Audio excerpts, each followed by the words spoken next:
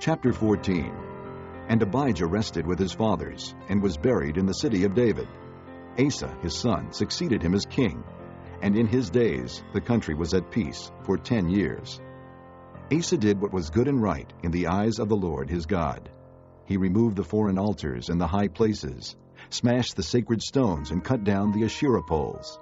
He commanded Judah to seek the Lord, the God of their fathers, and to obey his laws and commands. He removed the high places and incense altars in every town in Judah, and the kingdom was at peace under him. He built up the fortified cities of Judah, since the land was at peace. No one was at war with him during those years, for the Lord gave him rest. "Let us build up these towns," he said to Judah, "and put walls around them with towers, gates, and bars. The land is still ours, because we have sought the Lord our God. We sought him, and he has given us rest on every side." So they built and prospered.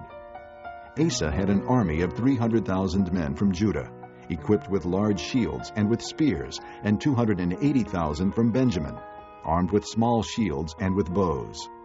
All these were brave fighting men. Zerah the Cushite marched out against them with a vast army and 300 chariots, and came as far as Mareshah. Asa went out to meet him, and they took up battle positions in the valley of Zephathah near Mareshah.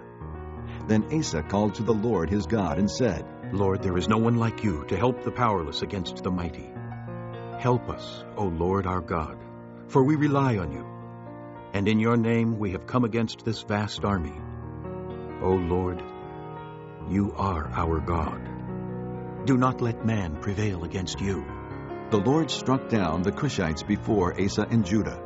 The Cushites fled, and Asa and his army pursued them as far as Gerar.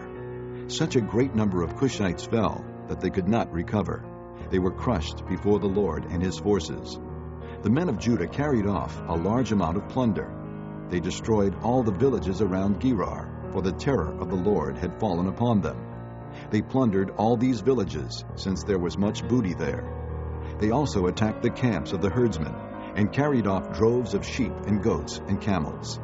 Then they returned to Jerusalem.